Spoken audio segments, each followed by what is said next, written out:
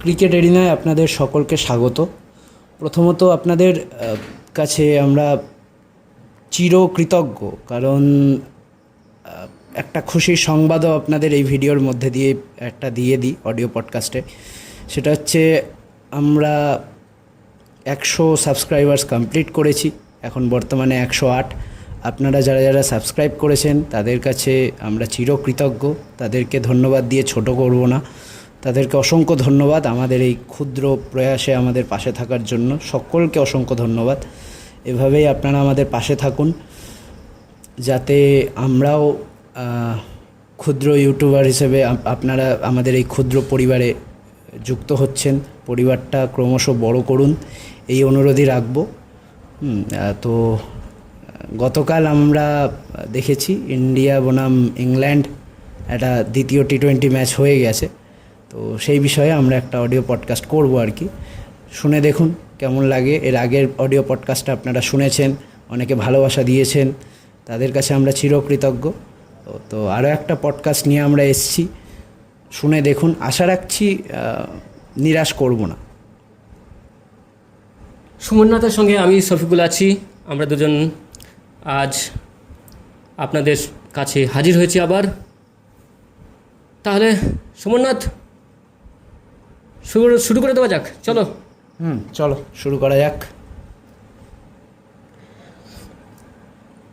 তাহলে কোথা থেকে শুরু করা যায় বলো তো? কি বলবো? আচ্ছা, হেডিংটা কি হওয়া উচিত তুমিই বলো। ইন্ডিয়ার এই হারের পর হেডিংটা কি হওয়া উচিত? বেসিক্যালি হেডিং তুমি কি বলবে? এটা হচ্ছে ইংল্যান্ডের দাপুটে জয়, এছাড়া আর কিচ্ছু বলা যায় না। বা তুমি এটা বলতে পারো যে সেমিফাইনালে করা প্রতিশোধটা ওরা নিজেদের মাটিতেই নিয়ে নিল আর কি। সেমিফাইনালে 7 রানে যে হারটা, সেটার প্রতিশোধ ওরা এইভাবেই নিল আমাদের উপর দিয়ে।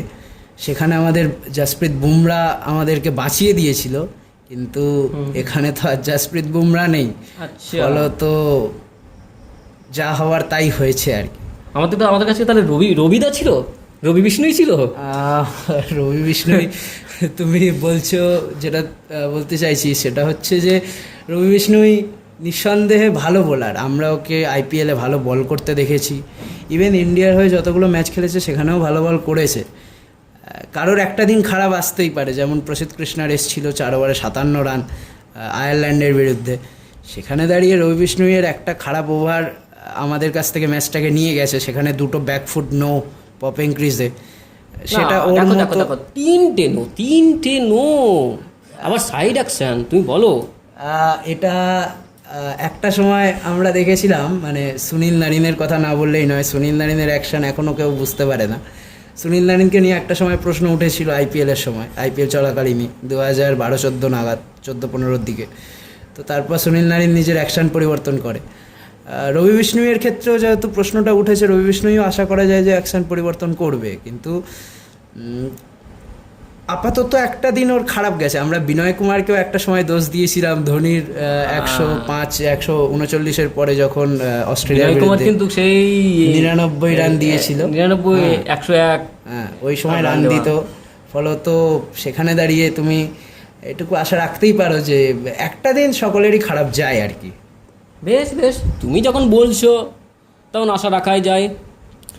তাহলে ছোট করে ইন্ডিয়ার স্কোর কার্ডটা বলো, ইন্ডিয়া ইংল্যান্ডের স্কোর কার্ডটা বলা হোক, নাকি দর্শকরা শুনবে? তো নিশ্চয়ই। যেটা সবচেয়ে আনন্দের বিষয়, যেটা নিয়ে এতদিন মানুষ বিতর্ক করেছে, এতদিন মানুষ অপেক্ষায় ছিল কবে সেই 15 বছরের বিস্ময় বালক নামবে।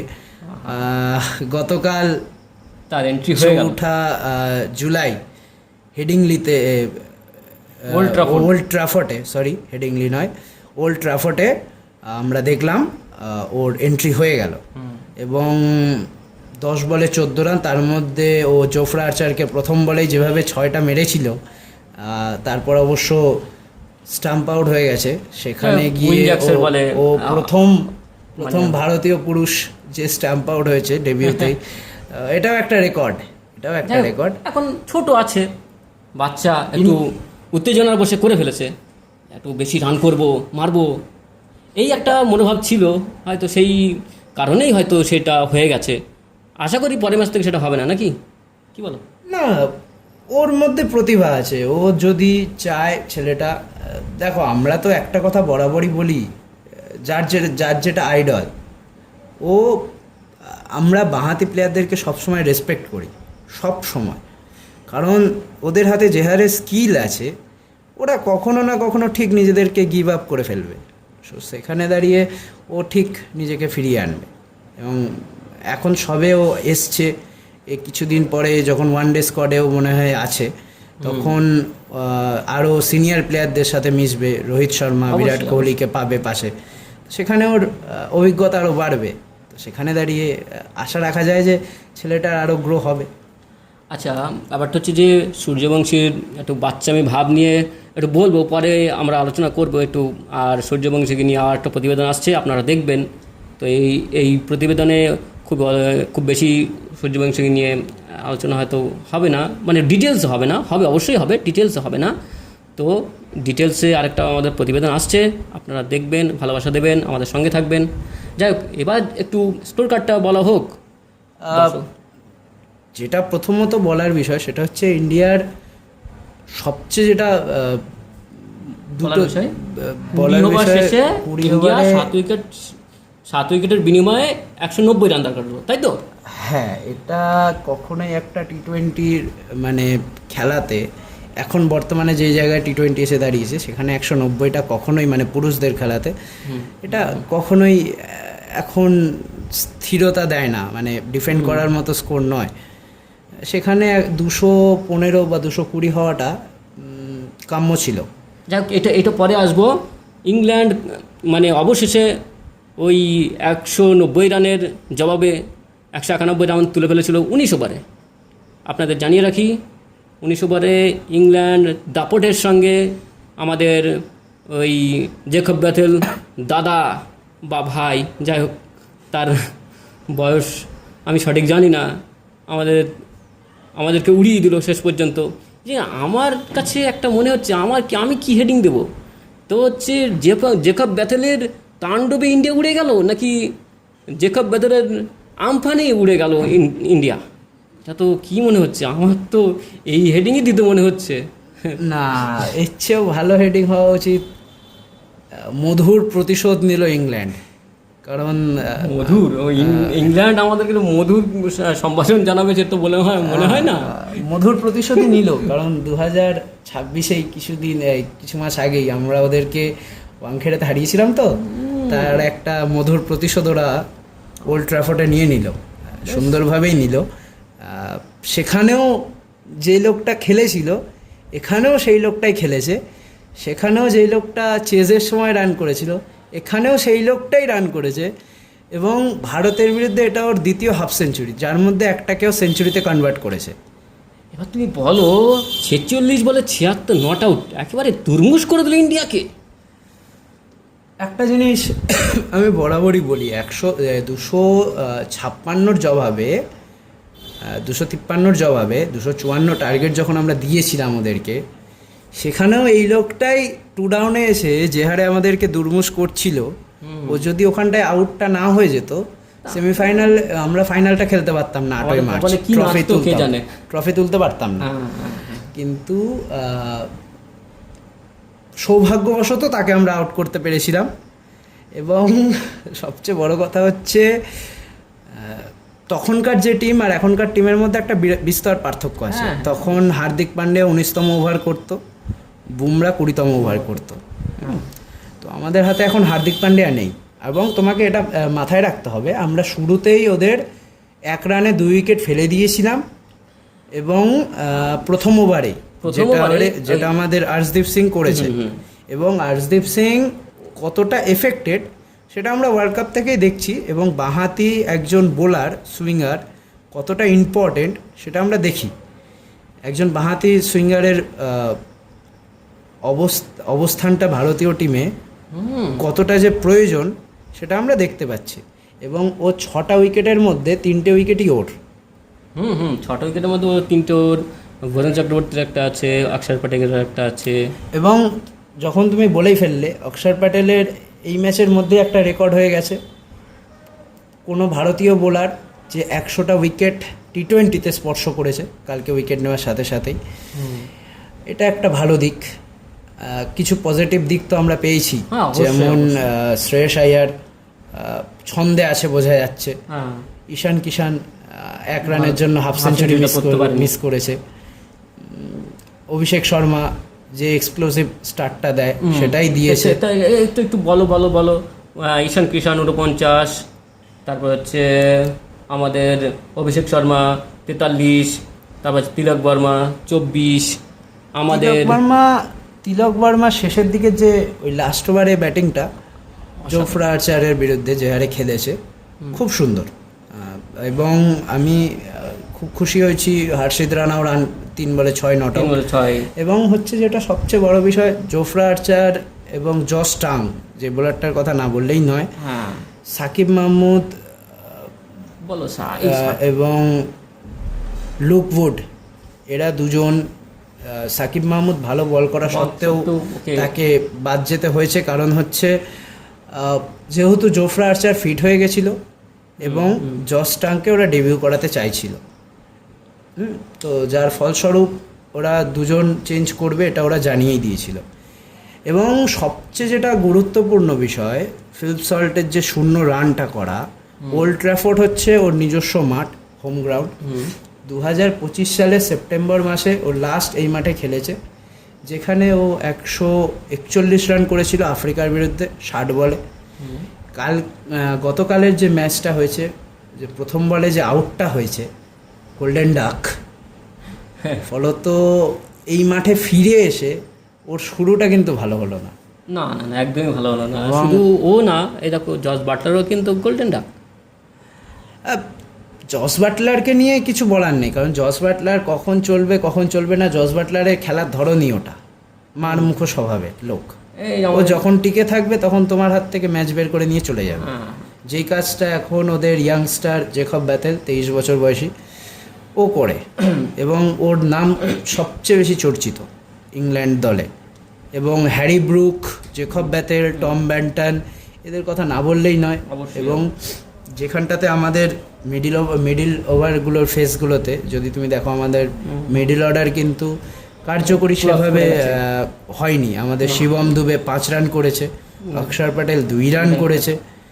তো সেখানে দাঁড়িয়ে কিন্তু এটা খুব চাপের একটা বিষয়। সেখানে দাঁড়িয়ে ওরা পার্টনারশিপগুলো বিল্ড আপ করেছে। এই দেখো, একটা বলে রাখি, এই আমাদের উইল জ্যাক্স 9, তার টম ব্যান্টেন আর হ্যারি ব্রুক 39, এই 39 আর 76, এই মানে 3টে ইনিংসই আমাদের কিন্তু ডুবিয়ে দিল। কি বলো? হ্যাঁ, নিশ্চয়ই। শ্রেয়স আইয়ারও 37 করেছে। শ্রেয়স আইয়ার আর ঈশান কিষান যতক্ষণ মাঠে ছিল, তাদের জুটিটা যে হারে গড়ে উঠেছিল, ওই জুটিটা ভেঙে যাওয়ার পর ইন্ডিয়া সেভাবে রিকভার করতে পারেনি। না, ইন্ডিয়া ওখানটাতে রিকভারি করতে পারেনি, যেটা ইংল্যান্ড করতে পেরেছে। ইংল্যান্ড সেখানে দাঁড়িয়ে 1 রানে 2-এর পর হ্যারি ব্রুকের সাথে জেকব ব্যাথেলের ওই যে পার্টনারশিপ, সেখানে গিয়ে 118-3, এই যে পার্টনারশিপটা যেখানে দাঁড়িয়ে যাচ্ছে, তারপরে 131-4 হয়ে যাচ্ছে, তারপরে আরও তাড়াতাড়ি কয়েকটা উইকেট যাচ্ছে। কিন্তু যতক্ষণে উইকেট যাচ্ছে ততক্ষণে ওরা ম্যাচ বের করে নিচ্ছে আমাদের থেকে। এবং সবচেয়ে যেটা বলার বিষয় সেটা হচ্ছে এই যে 239 রান, এই 239 রানের সাথে যে লোকটা দাঁড়িয়ে আছে, সে শেষ অবধি ম্যাচটাকে ফিনিশ করে যাচ্ছে, যেটা আমাদের বিরাট কোহলি এককালে করতো, যেটা আমাদের রোহিত শর্মা এককালে করতো, যেটা এখন ইন্ডিয়ান টিমে করার মতো একমাত্র ঈশান কিষান, শ্রেয়স আইয়ার, এবং যদি ইন্ডিয়ান টিমের বর্তমান স্কোয়াডের দিকে তাকাই তাহলে সঞ্জু স্যামসন ছাড়া আর কেউ নেই। সঞ্জু স্যামসনের কিন্তু এই ধারাবাহিকতাভাবে মানে তোমার হচ্ছে পারফর্ম করতে পারছে না, মানে একদম বরাবরই একদম সব ম্যাচ মোটামুটি ভালো খেলবে বা কিছু ম্যাচ ভালো খেলবে এইরকম নেই। খারাপ খেলছে তো খারাপ খেলছে করেই গোল্ডেন ডাক হয়েই যাচ্ছে, আর যখন ভালো খেলছে তো ভালো খেলেই যাচ্ছে।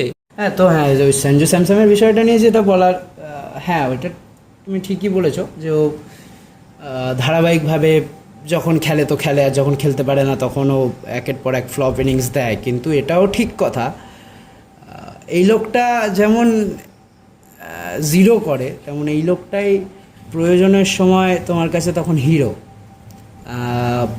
আমরা সেটা তো সকলেই অবগত, ওয়ার্ল্ড কাপটা যার জন্য জিতেছি।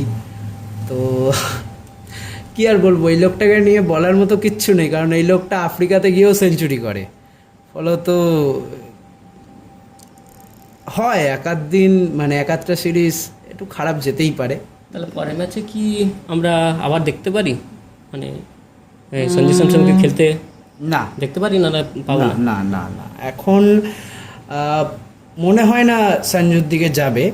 যদিও যায় তাহলে মেবি কার জায়গায় যাবে? শিবম দুবেকে সরাতে পারে ইন্ডিয়া চাইলে, কারণ শিবম দুবের জায়গাতেও যদি সঞ্জু আমাদের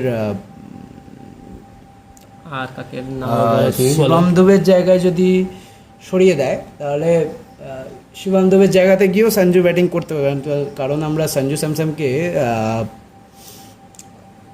গত বছর এশিয়া কাপ যখন টি-20 হয়েছিল, টি-20 ফরম্যাটে, তখন ওকে আমরা কিন্তু নিচে ব্যাটিং করতে দেখেছি 5-6-এর দিকে। গম্ভীর ওকে করিয়েছিল, সেখানে গিয়ে 24-30 রান করছিল, 10-12 বলে বা 14-15 বলে 30-35 রানের একটা ক্যামিও খেলছিল। ফলত সেখানে দাঁড়িয়ে সঞ্জুকে ওখানটাতেও ইউজ করা যেতে পারে। হ্যাঁ, ওপেনার হিসেবে বৈভব থাকুক, বৈভব, অভিষেক। আবার যদি ইন্ডিয়া চায় লেফট রাইট কম্বিনেশন করব, তাহলে ইন্ডিয়া চাইলে এটাও করতে পারে, সঞ্জুর সাথে বৈভবকেও দিতে পারে, কারণ বৈভব আগের বারে কিন্তু তুমি দেখো 6টা কিন্তু বাঁহাতি হয়ে গিয়েছিল।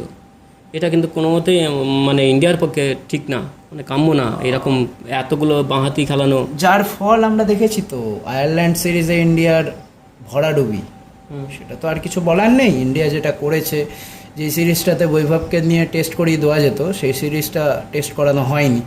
বড় টিমের বিরুদ্ধেই বৈভবকে তৈরি করা হচ্ছে, বা বড় প্লেয়ারদের বিরুদ্ধেই বৈভবকে নামিয়ে দেব, এই ধারণাটাই অত্যন্ত ভুল। এবং ছেলেটাকে আগে সেটেল ডাউন করার জন্য ছোট টিমগুলোর বিরুদ্ধেও খেলানো যেতে পারতো। কিন্তু যাই হোক, সেটা ভারতীয় টিম ম্যানেজমেন্টের সিদ্ধান্ত, ক্যাপ্টেনের সিদ্ধান্ত, কোচের সিদ্ধান্ত। এবং কোচকে নিয়ে আমার আর বলার কিছু নেই, তার সিদ্ধান্ত অধিকাংশ সময় এখন ফ্লপ করছে।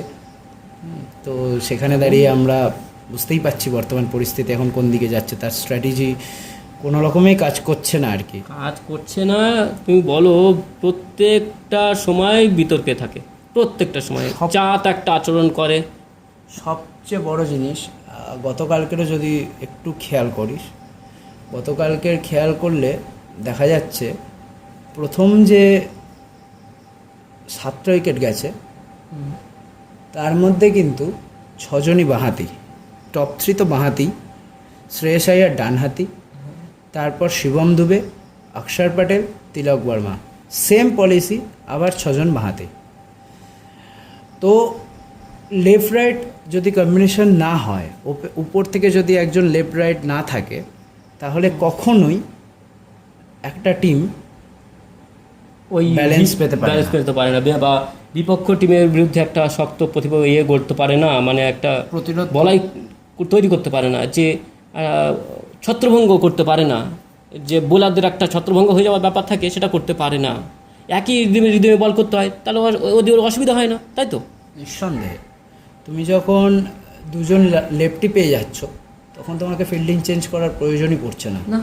যখন তোমার হাতে রাইটি অ্যান্ড লেফটি কম্বিনেশন হয়ে যাচ্ছে, তখন তুমি এই সুযোগটা পেয়ে যাচ্ছ যে ওরা ফিল্ডিং চেঞ্জ করছে, ফলত আমি কীভাবে খেলবো। একজন লেফটির হাতে তখন সবচেয়ে বেশি সুবিধা থাকে যে আমি কিভাবে নিজেকে মানে নিজেকে কিভাবে প্রমাণ করব, এবং একজন রাইটিরও সুযোগ থাকে আমি নিজেকে কিভাবে গোটা বিশ্বের কাছে নিজেকে জাহির করব।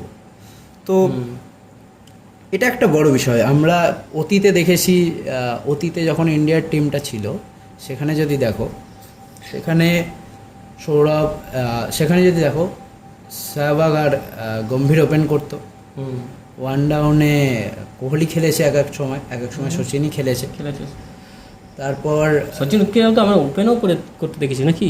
হ্যাঁ, তারপর আমরা মাঝখানে ইয়েকে দেখেছি, যুবরাজ সিংকে পেয়েছি, রায়নাকে পেয়েছি, মধ্যিখানে ধোনি আসতো, ফলত লেফট রাইট কম্বিনেশন আমাদের ইন্ডিয়ান টিমে বরাবর চলতো। 2019-এর পর থেকে দেখা গেল সেই লেফট রাইট কম্বিনেশানে যখন আবার ধোনিও ক্যাপ্টেন ছিল, রোহিত আর ধাওয়ান ওপেন করতো, ওয়ান ডাউন বিরাট কোহলি খেলতো। ফলত বিদেশেও যদি তুমি দেখো, বিদেশে সেম জিনিসই চলছে, ঠিক আছে? প্রতিটা দেশ লেফট রাইট কম্বিনেশন করে এবং টপ 3-র মধ্যে একজন লেফটি থাকেই। সেখানে ভারতের অবস্থাটা টি-20-তে এমন এসে দাঁড়িয়েছে, আমরা রাইটি ব্যাটসম্যান থাকা সত্ত্বেও সে যদি ফ্লপ খেয়ে যায়, আমাকে উপর থেকে 3 নম্বর অবধি আমার পুরোটাই ভরে যাচ্ছে লেফটিতে, 4 নম্বরে আমি রাইটি পাচ্ছি, 5 থেকে 7 অবধি আবার আমার কাছে লেফটি। আমি এত লেফটি ভরাচ্ছি যে আমার বিপক্ষ দল পুরো প্ল্যান করার সুযোগ পেয়ে যাচ্ছে। তারা কী ধরনের স্ট্র্যাটেজি নিয়ে নামবে সেটা তারা অলরেডি প্ল্যান করে নিচ্ছে এবং তারা সেখানে সফল। আর ওরা জানেও যে ইন্ডিয়া যে স্কোয়াড নিয়ে এসছে, এদের ছাড়া কোনো উপায় নেই, ইন্ডিয়ার খেলাতে বাধ্য হবে। সে তো বটেই, কারণ ইন্ডিয়া সেভাবে যদি দেখো, ইন্ডিয়া রাইটি ব্যাটসম্যানদের উপর সেভাবে ফোকাসই করেনি। এটা তো ইন্ডিয়ার ব্যর্থতা নাকি? প্রচণ্ড পরিমাণে ব্যর্থতা, কারণ আমাদের হাতে রাইটি ব্যাটসম্যান কি নেই, এটাই কি আমরা প্রমাণ করতে চাইছি? আমরা হার্দিক পান্ডিয়াকে কি ফেরাতে পারতাম না? ছেড়ে দাও, হার্দিক পান্ডিয়াকে ছেড়েই দাও, নীতিশ কুমার রেড্ডি চোট ছেড়ে দাও, আর কি আমাদের হাতে রাইটি ব্যাটসম্যান ছিল না? আমরা রাইটি ব্যাটসম্যানদের দিকেই যাই। মিডিল অর্ডারে রাইটি ব্যাটসম্যানের দরকার, প্রচণ্ড পরিমাণে দরকার, কারণ মিডিল অর্ডারে যদি রাইটি ব্যাটসম্যান না থাকে তাহলে তুমি কখনোই একটা গেম ফিনিশ করতে পারবে না। আমরা গেম স্টার্ট করছি কিন্তু ফিনিশ করতে পারছি না, এটাই হচ্ছে ব্যর্থতা। আচ্ছা, একটু বেশি বড় হয়ে যাচ্ছে যাকে, তো একটু ছোট করে রবি বিষ্ণুইকে নিয়ে আর কি বলো। এই যে 3টে সাইড অ্যাকশন হলো আর 3টে নো বলেই আর কি কাজে লাগালো জ্যাকব বেথেল, এই নিয়ে কিছু বলো। নো বলটা কি বলবো, মানে এটা খেলার একটা অঙ্গ। ফলত নো বলটা তুমি করছো কোন জায়গায়, কোন পরিস্থিতিতে, সেখানে তোমার সামনে দাঁড়িয়ে আছে একজন সেট ব্যাটসম্যান, সেট ব্যাটার, যে তোমাকে এই নো বলগুলোর ফায়দা তুলবেই। এবং সবচেয়ে বড় কথা হচ্ছে আমাদের বর্তমান যে স্কোয়াড, সেখানে ইনএক্সপিরিয়েন্স এবং এক্সপিরিয়েন্সের মেলবন্ধন। শ্রেয়স আয়ার 2023-এর পরে 2026 সালে এসে টি-20 খেলছে ইন্ডিয়ান টিমের জার্সিতে। ফলত এইটুকু তো প্রমাণ করেই যে মানে আইপিএলে তুমি যতই ভালো করো, ইন্ডিয়ান টিমের দরজায় তুমি যতই নক করো, ইন্ডিয়ান টিমে তখন তুমি কেন চান্স পাওনি, বা এখন চান্স পাওয়ার পরে তোমাকে দায়িত্ব দেওয়ার পরে তুমি কি করছো সেটাও কিন্তু দেখা হচ্ছে। এবং আমি ইন্ডিয়া আয়ারল্যান্ডের সময়ও বলেছিলাম, সূর্যকুমার যাদব এখানটাতেই অনেকের চেয়ে অনেক অংশে এগিয়ে, কারণ ও জানে কোথায় কাকে দিয়ে খেলালে আমার বেস্টটা বেরিয়ে আসবে। এবং ক্যাপ্টেন হিসেবে রোহিতের পরে সূর্যকুমার যাদব এখন বর্তমানে সেরা ফর্মে, মানে সেরা ক্যাপ্টেন। তাহলে দর্শকদের বলবে যে আবার যাতে সূর্যকুমার যাদবকে ফিরে আনা হয়, যাতে টিম ম্যানেজমেন্ট, কোচ বা বিসিসিআই আছে, তো তারা কি আবার কি ফিরিয়ে আনতে পারে না? বা এই আমাদের দর্শক যদি মানে দাবি তোলে তাহলে কি আনতে বাধ্য না? দেখো, প্রথমত হচ্ছে ইন্ডিয়াকে এই ক্যাপ্টেনকে সুযোগ দেওয়া আছে এশিয়া কাপ অবধি, এশিয়া কাপ অবধি এই বছরের, তো এশিয়ান গেমস অবধি। ফলত দেখা যাক ততদিনের মধ্যে যদি ঠিক করে নিতে পারে নিজেদেরকে, শ্রেয়স আয়ার যদি নিজেকে প্রমাণ করতে পারে তাহলে ঠিক আছে, না হলে আমার মত বলে এখনও সূর্যকুমার যাদব টি-20টা ক্যাপ্টেনশিপ করতে পারে। এবং যেটা তুমি বলছিলে রবি বিষ্ণুইকে নিয়ে আমার বলার সেভাবে কিছুই নেই, কারণ ও ওর কনফিডেন্স আছে। ওই ছেলেটা ইন্ডিয়ান টিমের জার্সিতে এর আগেও ভালো পারফর্ম করেছে। আমি আগেই বলেছি প্রতিবেদনের শুরুতেই যে এক আধ দিন সকলেরই খারাপ যায়, যেটা গতকাল ওর গেছে, ওই দিনটা ওর ছিল না, এটা আমাদেরকে মেনে নিতে হবে। এবং কিছু তো ভুল আমরাও করেছি, আমরা 20-30 রান শর্ট করেছি, আমরা মিডিল ফেজে খেলতে পারিনি। এবং মিডিল ফেজে আমি বলেছি মিডিল ফেজে একজন রাইটি ব্যাটসম্যান থাকা খুব দরকার, যেটা ওরা পাচ্ছে। ঠিক আছে, টম ব্যান্টন হোক, ওরা এসে পার্টনারশিপ করছে, তো সেই জায়গাটা আমরা খেলতে পারিনি, এটা আমাদের ব্যর্থতা। আচ্ছা, একটা বিষয় আমি জানবো, এই যে টম ব্যান্টন কিন্তু বহুদিন পর কিন্তু ক্রিকেটে আবার প্রত্যাবর্তন করলো নাকি? টম ব্যান্টন এর আগে দ্য 100-এ ভালো পারফরমেন্স করেছে, এটা তোমাকে মাথায় রাখতে হবে। ক্রিকেটে মানে দেখো, আমি বলছি টম ব্যান্টন এর আগে ওরাও কিন্তু ঘরোয়া ক্রিকেটকে প্রাধান্য দেয়। ও কিন্তু ওখানকার যে ইয়েটা আছে, ওদের যে ঘরোয়া টেস্ট হয় সেগুলোতে ভালো পারফরমেন্স করেছে। সেখান থেকে এসে ও দ্য 100-এ ভালো পারফরমেন্স করেছে। সেখান থেকে ও আবার জাতীয় দলে নিজেকে ফিট প্রমাণ করে ফিরে এসছে। এবং টম ব্যান্টনের আসাটা দরকার, কারণ এই সমস্ত প্লেয়াররা যদি এখন না খেলে তাহলে ভবিষ্যতে তো টিম তৈরি হবে না। এবং সবচেয়ে যেটা বড় কথা, হ্যারি ব্রুকের যে নেতৃত্ব, এটা অত্যন্ত প্রশংসনীয়। কারণ ও জানে যে আমার সাকিব মাহমুদ প্রথম ম্যাচে বৃষ্টির জন্য যে ম্যাচটা হয়নি, সেখানে আমাদের সাকিব মাহমুদ 4টে উইকেট নিয়েছে। তা সত্ত্বেও প্লেয়ারটাকে আমাকে বাদ দিতে হচ্ছে, কারণ হচ্ছে আমার স্টার বোলার জোফরা আর্চার ফিরে আসছে। এবার তুমি দেখো জোফরা আর্চার যে খুব ভালো বল করেছে, এটা কিন্তু বলা যাবে না। জোফরা আর্চার খুব ভালো বল করেছে কি করেনি সেটা যেমন ঠিক কথা, কিন্তু জোফরা আর্চারের নামটাই হচ্ছে আতঙ্ক। কারণ ওর গতি, ওর পেস, যেটা আমরা এবছর আইপিএলে দেখেছি, আইপিএলে দুর্দান্ত বল করেছে ও রাজস্থানের হয়ে, সেটা আমরা দেখেছি। ফলত ওর পেস, ওর গতি, ওর বাউন্স, এবং ইংল্যান্ডের পিছে এক্সট্রা বাউন্স এবং গতি, যেটার ফায়দা ওরা তুলবেই, যেটা ওরা তুলেওছে। জস টাংকে খেলানো ঠিক এই কারণেই যে লুক উড প্রথম ম্যাচে প্রচুর রান খরচ করেছে। সেখানে দাঁড়িয়ে জস টাংকে ফেরানোর কারণ মূলত এটাই যে জস টাং ফিরলে, যেহেতু একটা আনকোড়া বোলার, টি20 ডেবিউ করছে, ফলত তাকে ইন্ডিয়া কেমন যে টেস্টে ভালো বল করে তাকে টি20তে নিয়ে আসো। জস টাং কিন্তু টেস্টে আমাদের বিরুদ্ধে ভালো বল করেছে, এটা তোমাকে মাথায় রাখতে হবে। 2025 সালে যখন আমরা টেস্ট খেলতে গেছি, ও আমাদেরকে ধুয়ে দিচ্ছিল বোলিং করে, ফলত জস টাংকে তোমাকে দলে ঢোকাতে হতো। এবং ও ইন্ডিয়ার বিরুদ্ধে বরাবর ভালো বল করে, সেটা গতকালকেও করেছে। এবং জোফরা আর্চার লাস্ট ওভারে এসে উইকেট পেয়েছে, তাও তিলক বর্মার উইকেট, একদম লাস্ট বলে। তো জোফরা আর্চারকে খেলানোর কারণ হচ্ছে এটাই যে জোফরা আর্চারের গতি আছে, বাউন্স আছে, এবং ইংল্যান্ডের কন্ডিশনই ওটা, ফলত ইংল্যান্ড এই দুটো পেসারকে ইউজ করবে। তাহলে সাকিব মাহমুদকে আবার আমরা দেখতে পাবো? ইংল্যান্ড মনে হয় না টিম চেঞ্জ করবে, কারণ না ধরো এই সিরিজটা না, পরবর্তীকালে অন্য কোনো সিরিজে নিশ্চয়ই দেখা যাবে নাকি? ওয়ানডে সিরিজে আসবে, কারণ মিডিল ফেজে বিরাট কোহলি থাকবে, এবং বিরাট কোহলির সামনে স্পিনার দিয়ে উইকেট নেওয়ার একটা প্রচেষ্টা তো ইংল্যান্ড করবেই। সেখানে অবশ্যই সাকিব মাহমুদ ব্যাক করবে, হ্যাঁ সাকিব মাহমুদ এবং বোলার।